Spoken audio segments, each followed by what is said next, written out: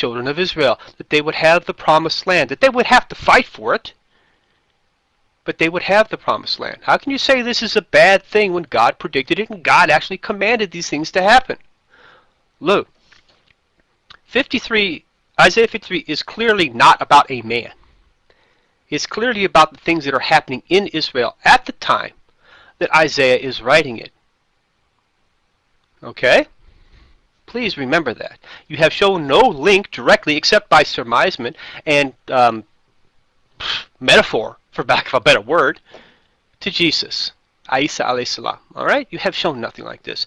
Now, what you are actually trying to do, though, is show that because of the iniquity of the people of Israel, Israel had some bad things happen to it, and you were trying to link this to what happened to Jesus, the piercing, the beating, whatever else is going on.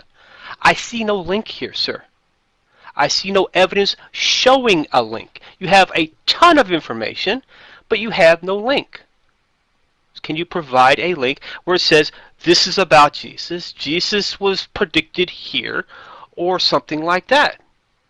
If you can, it would really shorten up the argument a lot. We'd like to see it. Okay? But the problem is you can't.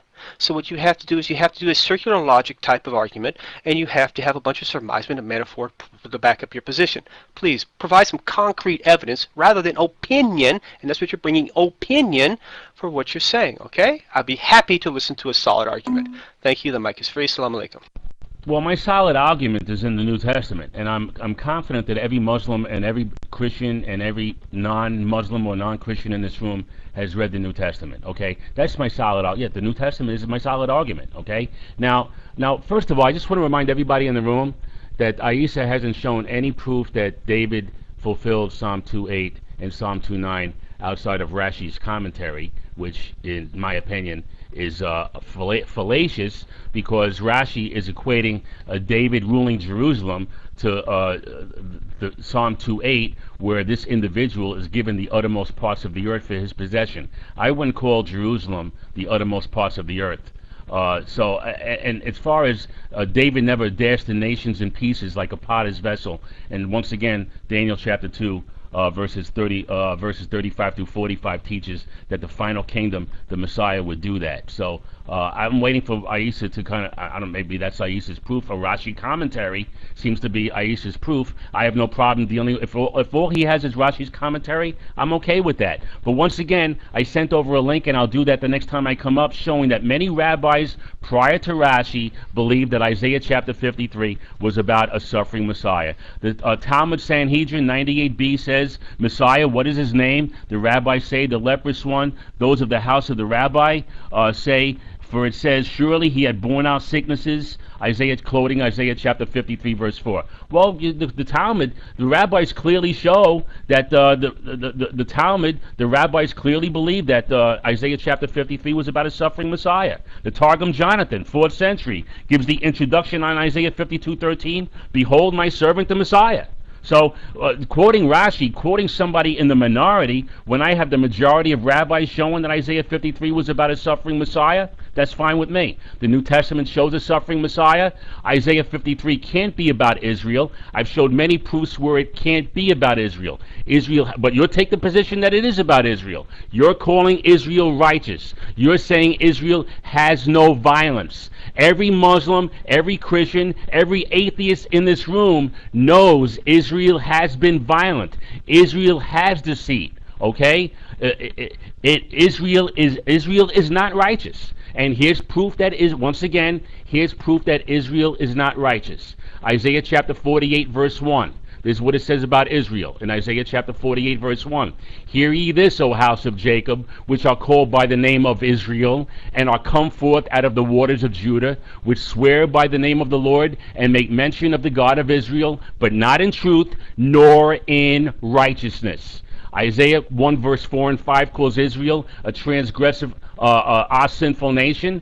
Isaiah 48 verse 8 calls Israel a transgressor from the womb.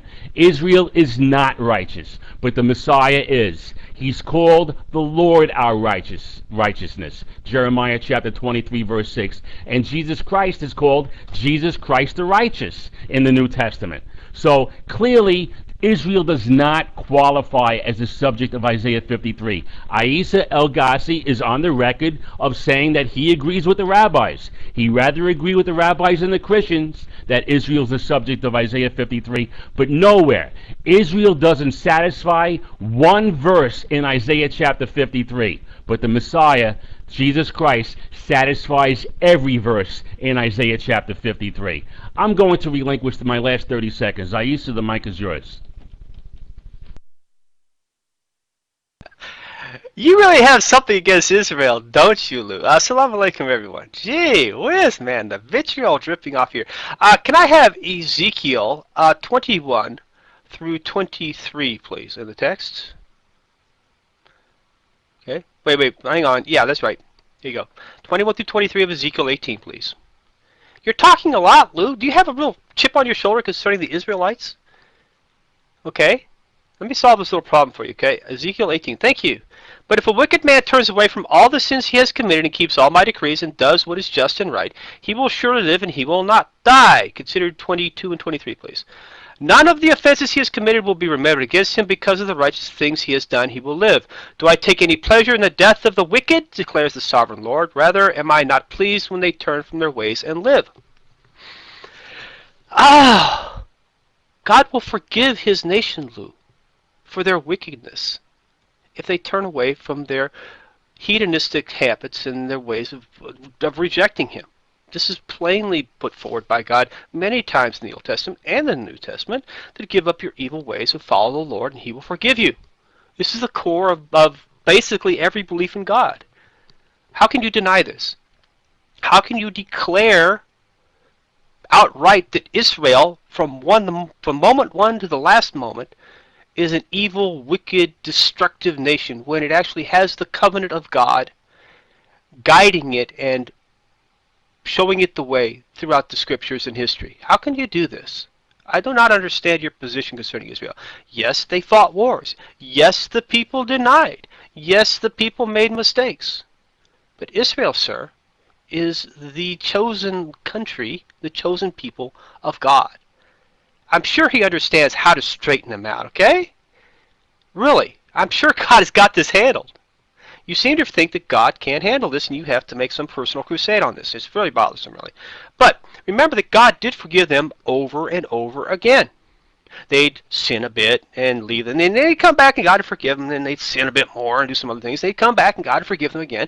And so throughout history, it's been a back and forth kind of thing until finally the Babylon all came back together approximately 150-200 BC, when they'd lost a lot of things and they started being what they were, okay? But Lou, really, don't give the Israelis a hard time considering that what's going on during the time of Isaiah. Because during the time of Isaiah, these people were coming in and out of the fold of God a lot. Okay, now, moving on. Can somebody please post Daniel 9:25? Daniel 9:25, very quickly. Okay. Thank you. What we have here is a period of time from approximately 518 BC until the time of, whenever this was completed, which would be about 50 BC. It's 434 years plus 49. It goes to about 29 BC to be exact, 29 BC, when the Messiah was supposed to have already come and destroyed, and the Temple of Jerusalem was already supposed to have been destroyed. You can look up Daniel approximately 9:23 to 9:27 if you want to get the exact things on this. But the Messiah was supposed to come approximately 62 times 7 years after the temple was told to be rebuilt, which would have been approximately 78 to 100 BC, and 49 years, that's 7 times 7 years afterwards, the temple in Jerusalem was supposed to be destroyed. Well, this did not occur. Okay, this is another great thing that the Messianic verses try to bring forward about the prediction of Jesus. And it's totally untrue. And concerning 8 and 9, Lou, prove it's about Jesus. Bring proof it is about Jesus. Psalms 2, 8, and 9. Bring proof it is about Jesus. Show exactly how it relates to Jesus, please. I'd like to see that. The mic is free. Assalamu alaikum. Well, first of all, let me go back to Isaiah 53 verse. And I'm still, by the way, obviously you don't think that you haven't shown any proof that Psalm 2, 8, and 9 is about David, and I showed it's about the Messiah.